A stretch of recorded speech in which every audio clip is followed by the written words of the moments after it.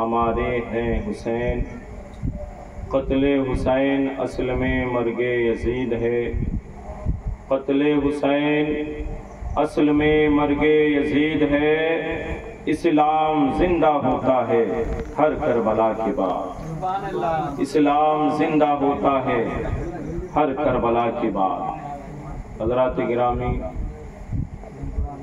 آج ہم اور آپ ذکر شہدائے کربلا منانے کے لیے یہاں حاضر آئے ہیں، اور جن لوگوں نے بھی اس کا اہتمام کیا ہے کافی محنت و مشقت کی ہوں گی، اس کے بعد ہی یہ پروگرام منعقد ہوا ہے۔ بے شک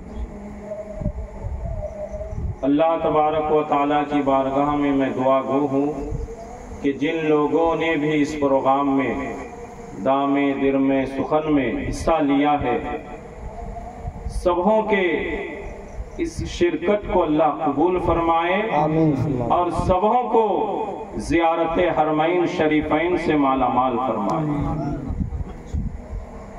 میں دیکھ رہا ہوں کہ یہاں مردوں سے زیادہ عورتوں کی تعداد ہے، گنے چنے لوگ یہاں موجود ہیں، لیکن آپ گھبرائیں نہیں، ہم کربلا والے ہیں، کہیے سبحان اللہ۔ ہمیں 22,000 کا لشکر نہیں، ہمیں حسین پر مر مٹنے والے 72 چاہیے، صرف 72 ہی کافی تھے 22,000 کے لیے۔ راوی لکھتا ہے کہ ابن سعد نے ابن زیاد کو خط لکھا کہ 22,000 کا لشکر تو بھیج چکے ہو، اور بھی بھیجو۔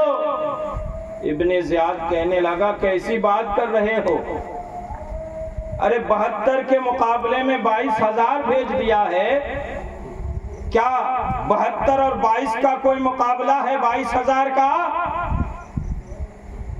ابن سعد کہنے لگا کہ ابن زیاد تم انہیں 72 میں دیکھو، یہ دیکھو کہ یہ علی کے گھر والے ہیں، یہ فاتح خیبر ہیں، وہ علی جنہوں نے ایک ہاتھ سے فتح خیبر کے دروازے کو اکھاڑ پھینکا تھا، وہ دروازہ جو 40 صحابہ سے بھی نہیں اٹھا۔ ابن سعد کہنے لگا یہ علی کے شیر ہیں، ایک ایک شیر 1,000 لشکر پر بھاری تھی۔ کیا بات ہے بھائی، بہت خوب۔ حضرات گرامی، یہ تو قدرت مہربان تھی کہ پانی نہیں ملا ان کو، اگر پانی پی لیتے تو اکیلے ہی کافی تھے، امام حسین سب کے لیے کافی تھے۔ کیا بات ہے بھائی۔ حضرات گرامی، آج آپ کربلا سننے آئے ہیں، کربلا کی وہ دل سوز، دل دوز، حیرت انگیز، دلوں کو چیرنے والے واقعات، انسان بشری طاقت کے حامل کسی بھی انسان کے اندر یہ طاقت نہیں کہ ان واقعات کو بیان کرے، کسی کے اندر یہ جرأت نہیں ہے کہ اس طاقت کا وہ محاسبہ بھی کر سکے۔ حضرات گرامی، آج لوگ ہمیں بتاتے ہیں، لوگ کہتے ہیں کہ حسین مجبور تھے۔ اللہ اکبر، معاذ اللہ ثم معاذ اللہ، مظلوم تھے، مجبور نہیں۔ درود شریف پڑھے، اللہم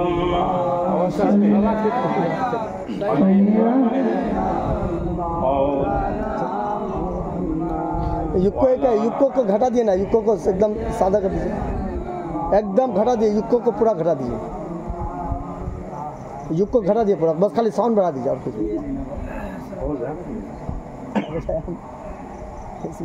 آدھا گھنٹہ سے زیادہ نہ۔ لوگ کہتے ہیں امام حسین مجبور تھے، بے بس تھے، لاچار تھے، بے کس تھے۔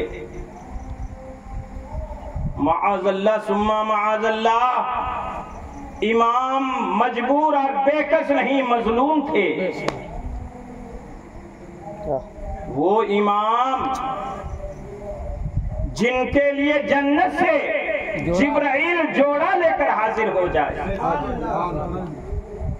جن کو راضی کرنے کے لیے جبرائیل سیب لے کر کر نیچے اتر آئے، جن کی خوشی رب کی خوشی ہو، وہ امام جن کی تربیت، جن کی پرورش مصطفیٰ جان رحمت نے فرمائی ہو، وہ بھلا کیسے مجبور ہو سکتے؟ اللہ کربلا کے داستان کو سنتے ہیں تو یہ بھی سنیں کہ 10ویں محرم سے پہلے کربلا کے معرکے کے وجود میں آنے سے پہلے امام کے ہاتھ سے بے شمار کرامتوں کا ظہور ہوا، بے شمار کرامتیں۔ آپ نے جنگ بندی کی تیاری کے لیے عورتوں کے خیموں کے آگے خندق کھدوائے، اللہ یہ تدبیر تھی جنگ کی۔ بڑے بڑے خندق کھدوائے، اس میں آگ جلائی گئی۔ ایک یزیدی گھوڑے پر آیا اور کہنے لگا، امام جہنم کی آگ سے پہلے ہی آگ جلا بیٹھے ہو، معاذ اللہ ثم معاذ اللہ۔ اس نے امام کی شان میں گستاخی کی، امام کو برداشت نہ ہوا، فوراً ہاتھ اٹھائے، رب کی بارگاہ میں دعا کی، اے بار الہ اس ناہنجار کو جہنم کی آگ سے پہلے دنیا کی آگ کا مزہ چکھا دے۔ چنانچہ یہی ہوا۔ راوی لکھتا ہے کہ امام نے دعا کے بعد ہاتھوں کو رکھا تھا، فوراً آپ کی دعا مقبول ہوئی ہے، اور وہ ناہنجار یزیدی جو گھوڑے پر سوار تھا، فوراً اس کے گھوڑے کا پیر پھسلا ہے، ایک خندق میں وہ پیر ڈالا ہے، ڈالتے ہی وہ یزیدی زمین پر آتا ہے اور گھوڑے اپنے رکاب کے ساتھ اس کو اس طرح کھینچتا ہے کہ کھینچ کر کے اسی خندق کی آگ میں ڈالا دیتا، آگ میں ڈال دیتا ہے اور وہ فنار ہو جاتا ہے۔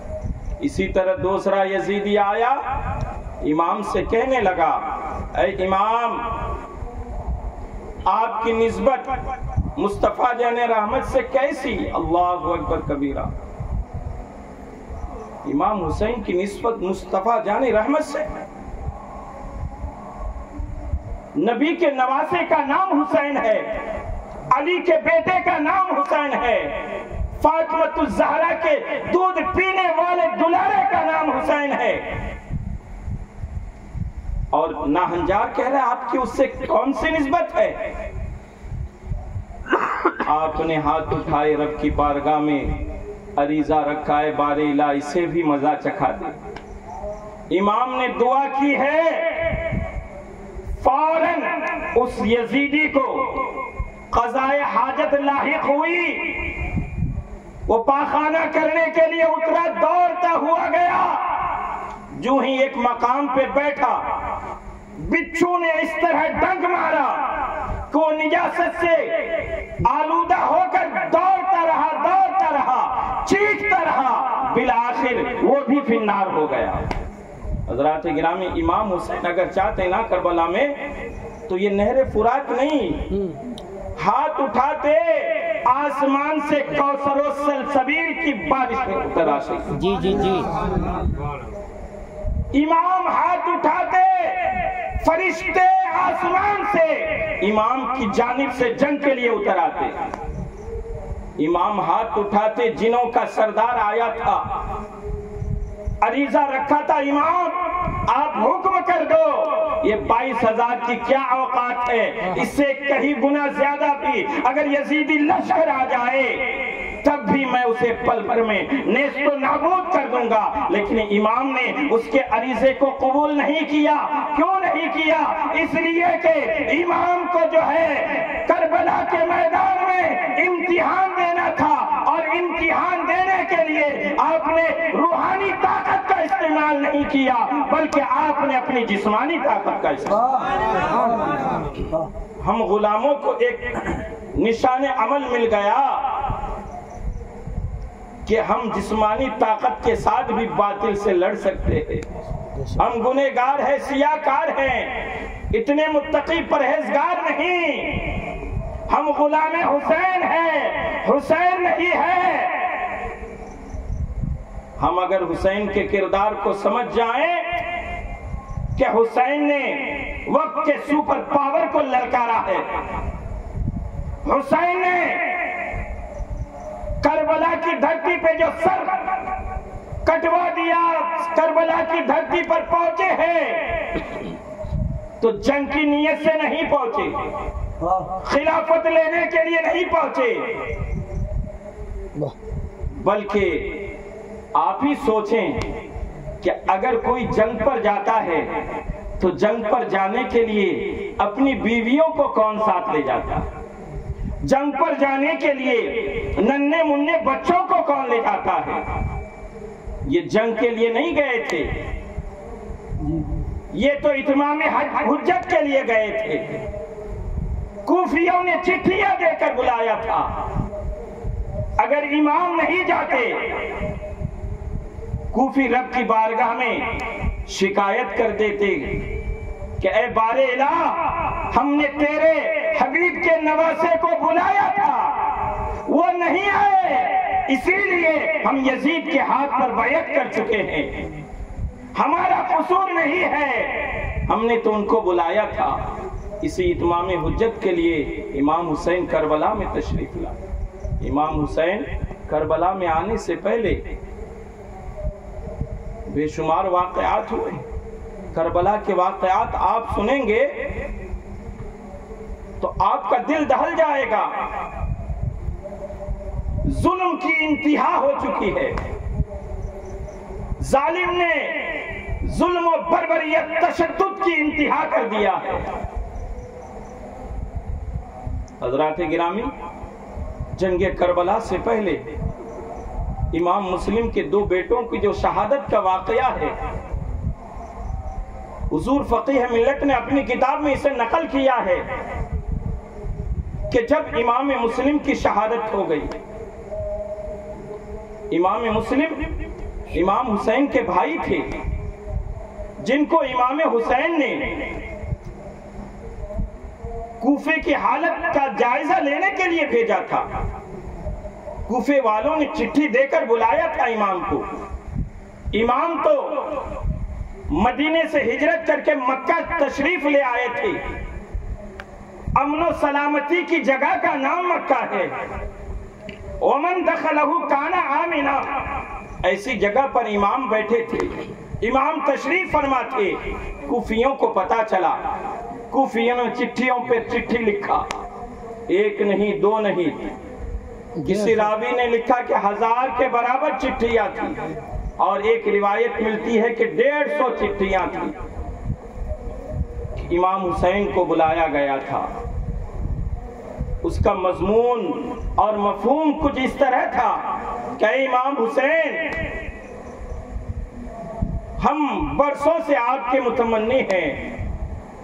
امیر معاویہ کی خلافت کے بعد سے لے کر اب تک ہم متمنی ہیں کہ امیر معاویہ کے بعد اگر کوئی خلیفہ بنے تو آپ بنے.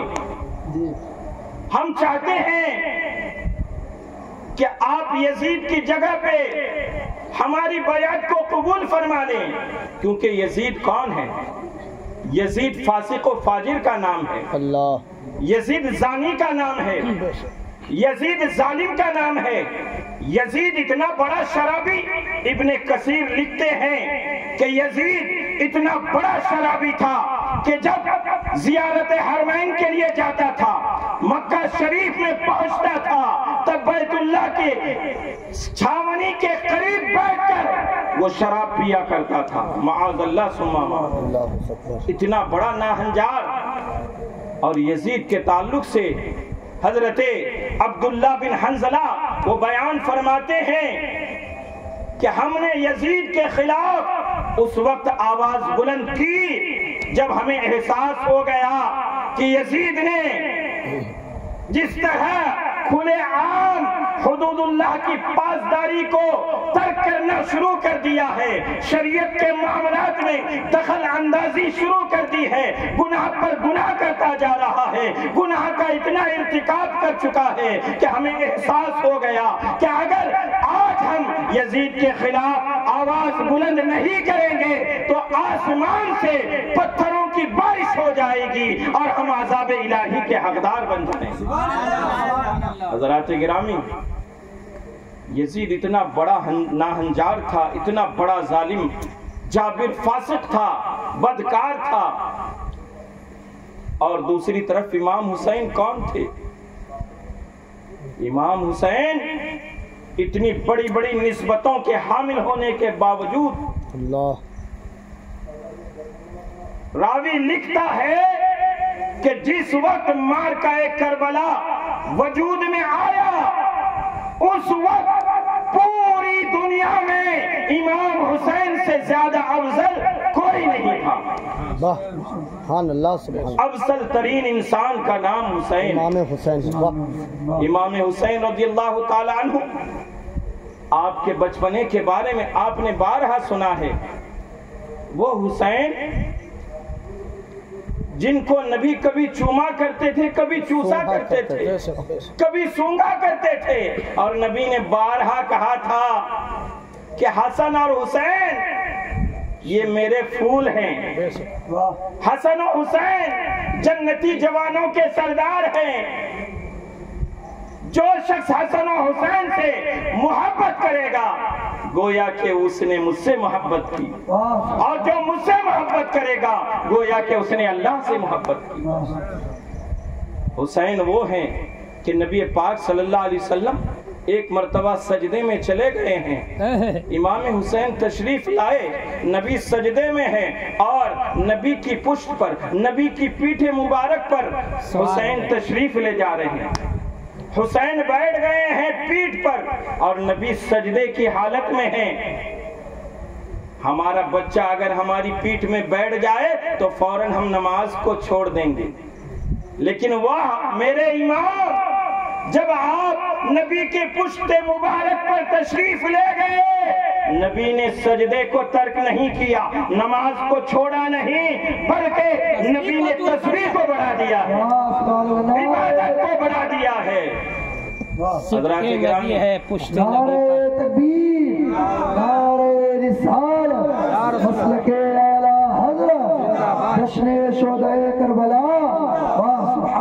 हज़रात गिरामी, नबी पाक सल्लल्लाहु अलैहि वसल्लम सजदे की हालत में हैं। इमाम हुसैन आपकी पुष्ट पर बैठे हुए हैं। आप नबी पाक सल्लल्लाहु अलैहि वसल्लम सजदे से सर नहीं उठा रहे हैं, ये सोचकर कि अगर सर उठाऊंगा तो मेरे हुसैन तशरीफ ले जाएंगे, उनको तकलीफ पहुंचेगी, उनको थोड़ी सी चोट लग सकती है। इमाम हुसैन पुश्ते नबी पर हैं, नबी सजदे में हैं। मैं आपसे पूछना चाहता हूँ, नबी ने सजदा किसके लिए किया है? यकीनन आप कहेंगे नबी ने सजदा अल्लाह के लिए किया है। नबी सजदे से सर नहीं उठा रहे हैं, किसके लिए नहीं उठा रहे हैं? हुसैन के लिए नहीं उठा रहे हैं। पता चल गया नबी सजदा अल्लाह के लिए कर रहे हैं और सजदे से सर हुसैन के लिए नहीं उठा रहे हैं। पता चलता है कि हुसैन का तसव्वुर नबी की नमाज में आ चुका है, नबी की नमाज में हुसैन का तसव्वुर आ चुका है और नबी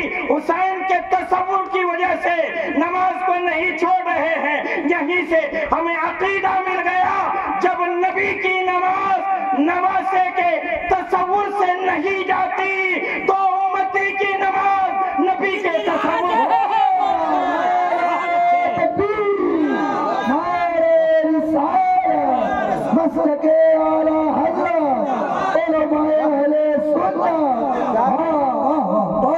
हज़रात गिरामी, नबी सजदे में है, आप सजदे में पहुंचने के बाद तस्बीह को बढ़ा दिया है।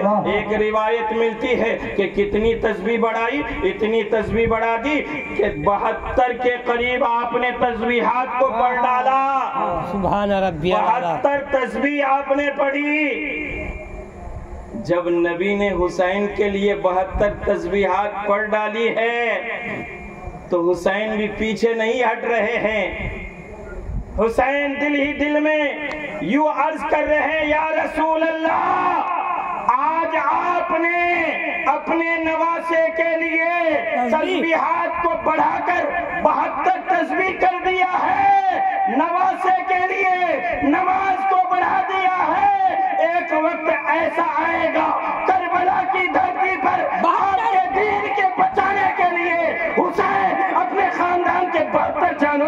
قربان کرتے ہیں۔ حضرات گرامی، یہ نانا اور نواسے کا کنیکشن تھا، تعلق تھا۔ اگر نانا مصطفیٰ جان رحمت ہے تو نواسا بھی جنتی جوانوں کے سردار کا نام ہے۔ حضرات گرامی، نبی پاک صلی اللہ علیہ وسلم بچپنے ہی سے حسین سے بے انتہا محبت کیا کرتے تھے۔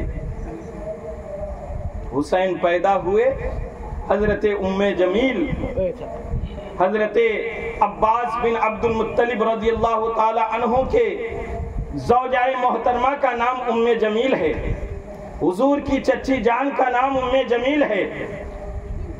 ایک مرتبہ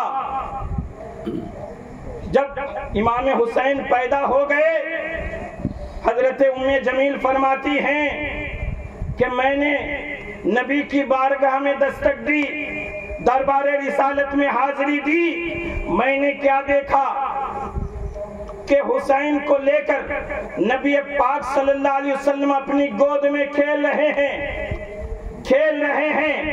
اور یکایک میں نے کیا دیکھا کہ میرے آقا مصطفیٰ جان رحمت زار و قطار رو رہے ہیں، آنکھوں سے اشک بار، آنکھوں سے آنسوؤں کی بوندوں کی لڑی لگ چکی ہے، آنکھیں اشک بار ہو چکی ہے، زار و قطار رو رہے ہیں۔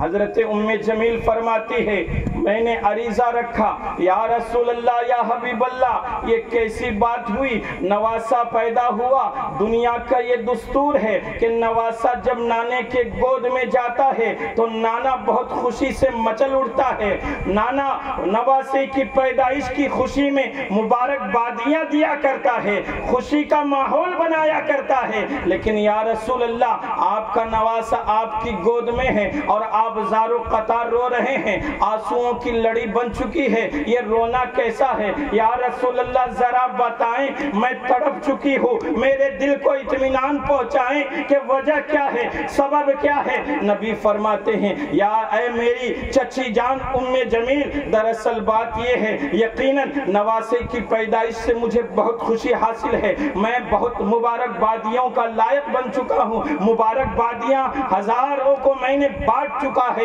لیکن اے میری چچی جان، دراصل بات یہ ہے کہ میں جس نواسے کو گود میں لے کر ابھی کھیل رہا تھا اور ابھی رو رہا ہوں، وجہ یہ ہے کہ تھوڑی دیر پہلے میری بارگاہ میں جبریل امین آئے تھے اور انہوں نے مجھے یہ خبر دی ہے کہ یا رسول اللہ، یا حبیب اللہ، جس نواسے سے آپ اتنی محبت کرتے ہیں، جس نواسے کو کبھی آپ چومتے ہیں اور کبھی ان کو آپ سونگتے ہیں، ان کی زبان کو چوستے ہیں، یا رسول اللہ، یا حبیب اللہ، یہ نواسا آپ کا ہے۔ ایک وقت ایسا آئے گا کہ کربلا کی زمین ہوگی، عراق میں ایک طف نام کی زمین ہوگی جس کو مورخین نے لکھا ہے کہ طف کا معنی کربلا ہے۔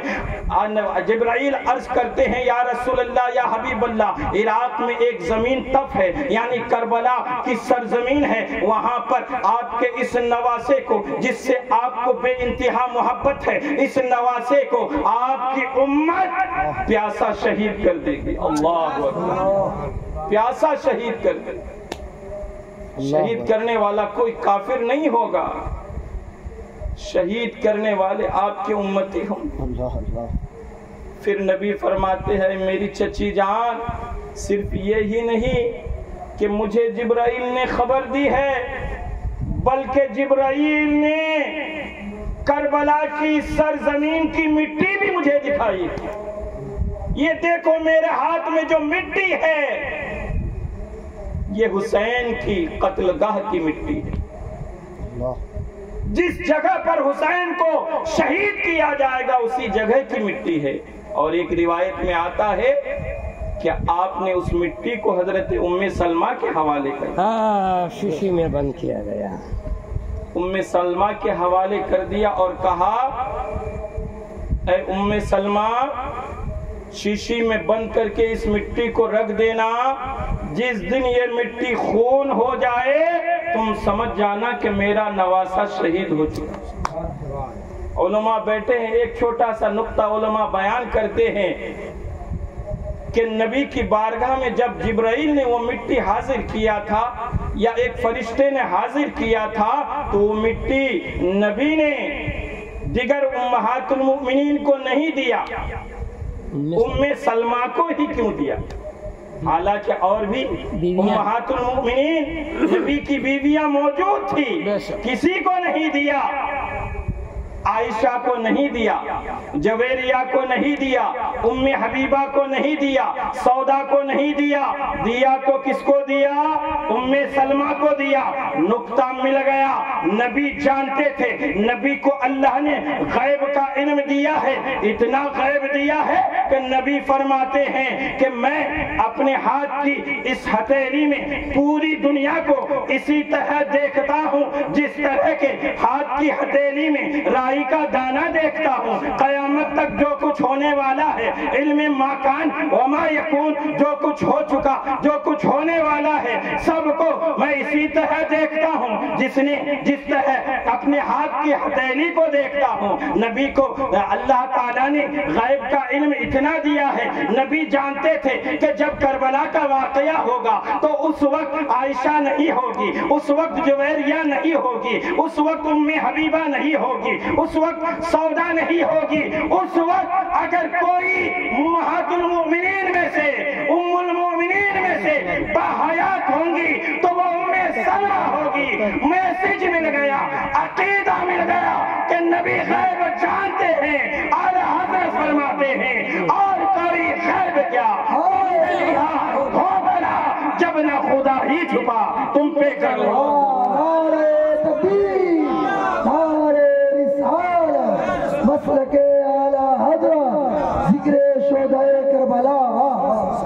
गिरामी, अब आपने समझ लिया कि हुसैन की शहादत की खबर बचपने ही में आम हो चुकी, नबी को मिल चुकी थी। सहाबा जानते थे, अली मुर्तज़ा जानते थे, फातिमा ज़हरा जानती थी।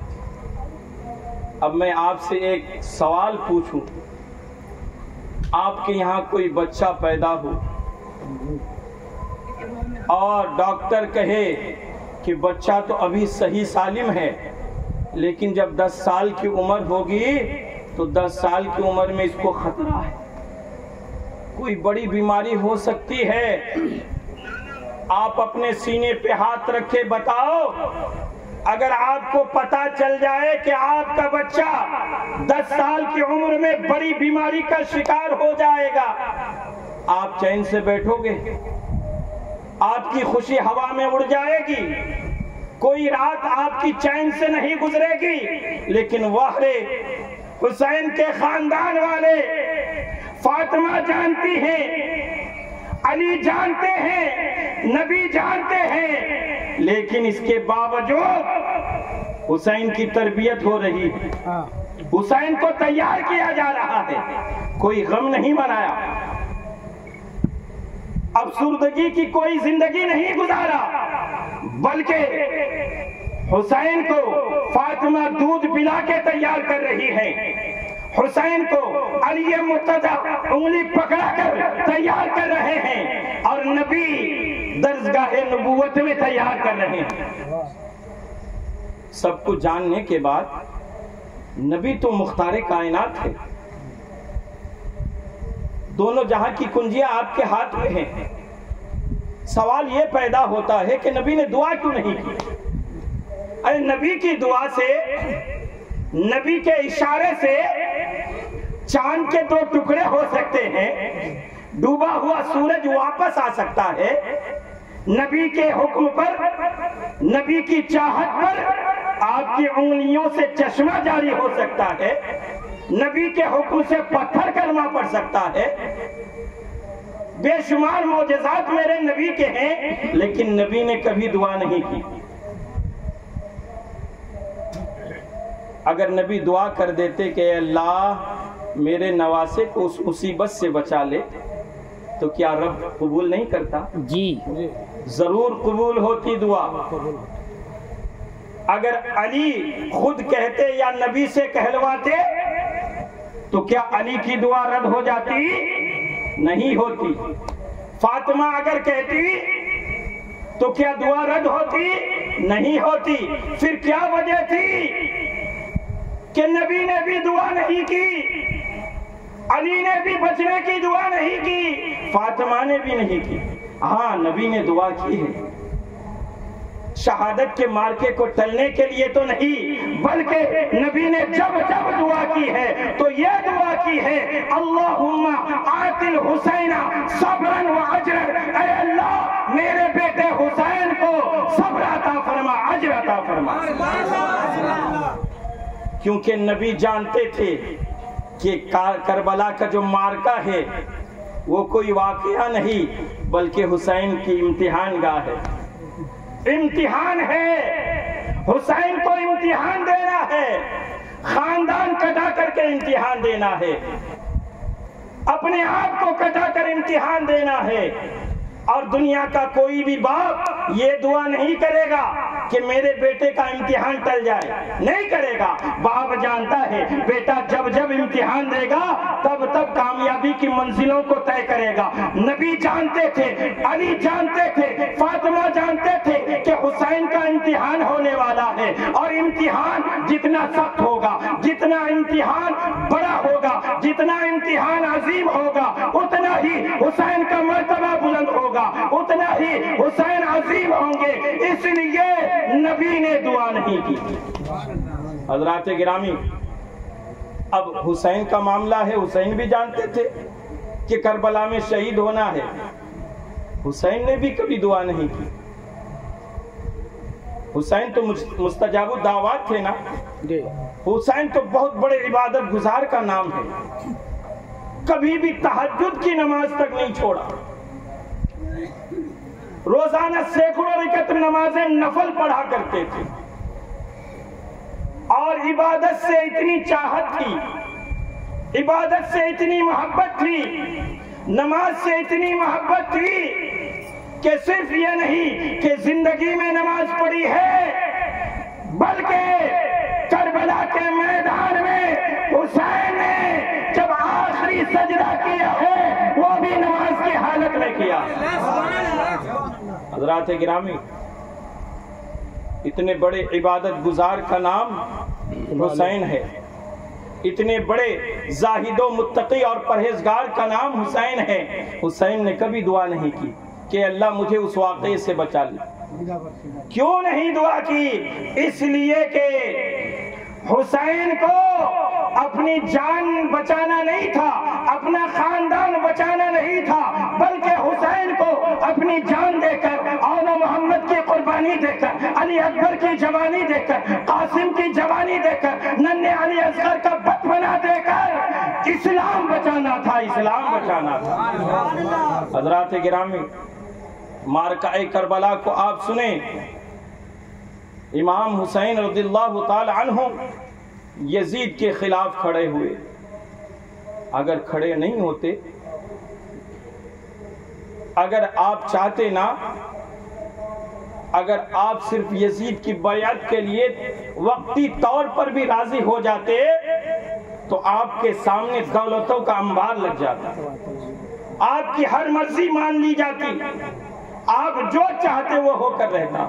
لیکن حسین نے ہمیں یہ درس دیا ہے، یہ سبق دیا ہے کہ اسلام کے خاطر اگر تمہیں گھر دینا پڑے تو دے دینا، جان دینی پڑے تو دے دینا، مال دینا پڑے تو دے دینا، اولاد دینی پڑے تو دے دینا، دولت دینی پڑے تو دے دینا، لیکن اسلام پر کبھی حرف آنے نہ دینا۔ حضرات گرامی، واقعہ کربلا کو آپ ایک دن میں تو نہیں سن سکتے، لیکن امام حسین رضی اللہ تعالی عنہ کی شہادت وہ عظیم شہادت ہے کہ آپ کی شہادت کا واقعہ مورخین نے جو لکھا ہے، حالانکہ کربلا کے واقعے کو مختلف انداز میں بیان کیا گیا، بہت ساری ایسی کتابیں ہیں جس میں من گھڑت واقعات بھی لکھے گئے، لیکن جو معتبر کتابیں ہیں ان کتابوں کے حوالے سے میں آپ کو بتاؤں، امام حسین رضی اللہ تعالی عنہ کی شہادت سے پہلے امام قاسم کی شہادت ہوئی۔ امام قاسم کون ہے؟ امام قاسم امام حسن مجتبی رضی اللہ تعالیٰ عنہ کے بیٹے ہیں. آپ نے جب دیکھا کہ تمام جانثار ایک کے بعد دیگرے کربلا میں شہید ہو گئے ہیں، امام قاسم آگے بڑھے اور حسین کی بارگاہ میں، امام حسین کی بارگاہ میں عریضہ رکھا کہ میرے چچا جان، سارے لوگ جام شہادت نوش فرما رہے ہیں، آپ کے جانثار ایک کے بعد دیگرے جام شہادت نوش فرما چکے ہیں. اے میرے چچا جان، مجھے بھی اجازت دیں، میں بھی چاہتا ہوں کہ جس مرتبے پر مجھ سے پہلے والے فائز ہو چکے ہیں اس مرتبے کو میں بھی حاصل کر لوں. اللہ اکبر. انسان کو پوری دنیا میں سب سے زیادہ پیار اپنی جان سے ہوتا ہے. وہ اپنی جان کے لیے سب کچھ قربان کر دے گا، زمین جائیداد بیچ دے گا، اولاد کو بھی گروی رکھ دے گا، لیکن اپنی جان کو بچائے. لیکن واہ خاندان اہل بیت، خاندان نبوت کے یہ چشم و چراغ ہیں. امام قاسم کی عمر 19 سال، ایک روایت میں آیا 16 سال کی عمر ہے، اور امام قاسم سے حضرت امام حسین کی بیٹی سکینہ کا رشتہ بھی طے ہو چکا ہے، شادی ہونے والی تھی. لیکن کربلا کے میدان میں پہنچنے کے بعد دنیاوی مال و متال کو پیچھے چھوڑ آیا تھا. دنیا کی کوئی چاہت نہیں تھی، صرف دل میں یہ چاہت تھی کہ یہ جان چلی جائے لیکن حسین کا ایک بال بھی بکا ہو یہ برداشت نہیں. امام قاسم نے عریضہ رکھا. امام حسین کہنے لگے اے میرے بھتیجے، سب تو شہید ہو چکے ہیں، تم تو میرے بھائی حسن مجتبی کی صورت ہو. میرے بھائی کی یاد آتی تھی تو تمہاری صورت دیکھ لیا کرتا تھا. تصویر حسن کا نام قاسم ہے. تم چلے جاؤ گے تو میں اپنے بھائی کو کس طرح یاد کروں گا. حضرات گرامی، ایک روایت میں تو وہ چٹھی والی بات ہے جو مولانا صاحب نے بیان کیا، لیکن جو میں روایت بتا رہا ہوں اس میں اس کا تذکرہ نہیں ہے. بار بار اصرار کرنے کے بعد امام حسین رضی اللہ تعالی عنہ نے امام قاسم کو اجازت دے دی. صرف اجازت نہیں دی، کہنے لگے بیٹے نکاح تو طے ہو چکا تھا، شادی کا دولہا تو نہیں بنا سکا، لیکن میدان کربلا کا دولہا ضرور بناؤ. اپنے ہاتھ سے پگڑی باندھی، اپنے ہاتھ سے کمر میں پٹکا باندھا، اپنے ہاتھ سے گھوڑے پہ سوار کیا اور الوداعی ہاتھ پھیرا اور کہا جاؤ تمہیں اجازت ہے. راوی لکھتا ہے امام قاسم جب کربلا میں پہنچے ہیں لوگوں نے کیا دیکھا کہ امام قاسم کا چہرہ اس طرح روشن ہے جیسے کہ 14ویں رات کا چاند روشن ہے. چہرہ چمک رہا ہے. سارے لوگ کہنے لگے یہ کون ہے، یہ چمکتا ہوا چہرہ کس کا ہے. ابن سعد نے کہا یہ چہرہ حسن مجتبی کے بیٹے کا ہے، علی کے پوتے کا ہے. امام قاسم میدان کربلا میں پہنچے ہیں اور آپ نے فرمایا حل من مبارز، ہے کوئی نوجوان تم میں سے کون ہے جو میرا مقابلہ کرے. حیدری طاقت کے حامل، علی مرتضیٰ کے گھرانے والے ہیں جو 22,000 کے لشکر کو للکار رہے ہیں، پکار رہے ہیں کہ تم میں سے کون طاقتور ہے جو مجھ سے مقابلہ کرے. حضرات گرامی، ابن سعد شامی پہلوان ارزق سے کہتا ہے اے ارزق دیکھو تمہارے پہلوانی کے بے شمار چرچے ہیں، تم سے بڑا شام میں کوئی طاقتور نہیں ہے، جاؤ جاؤ امام حسن مجتبی کے بیٹے قاسم کا مقابلہ کرو. ارزق کہتا ہے اے ابن سعد تم مجھے ایک بچے کے مقابلے میں بھیج رہے ہو، یہ میری شان کے لائق نہیں ہے، یہ میری شان کو گھٹانے والی بات ہے. میں قاسم کے مقابلے نہیں جاتا، اس لیے کہ قاسم تو بچے ہیں، مجھے کوئی شہسوار سے مقابلہ کراؤ۔ کہنے لگا میرے 4 بیٹے ہیں، ان میں سے کسی ایک کو ابھی بھیج دیتا ہوں، وہ جائیں گے پل بھر میں قاسم کا سر کاٹ کر لے کر آئیں گے۔ حضرات گرامی، اس نے مذاق ہی سمجھ لیا تھا۔ چاروں کو فنا فی النار کی۔ حضرات گرامی، ارزق نے اپنے بڑے بیٹے کو مقابلے کے لیے بھیجا۔ بڑا بیٹا تنتناتا ہوا اپنے غرور میں چور ہو کر امام قاسم کے مقابلے میں پہنچا ہے۔ پہنچتے ہی کہنے لگا تم مجھ سے مقابلہ کرو گے، ابھی ایک وار میں ڈھیر کر دوں گا۔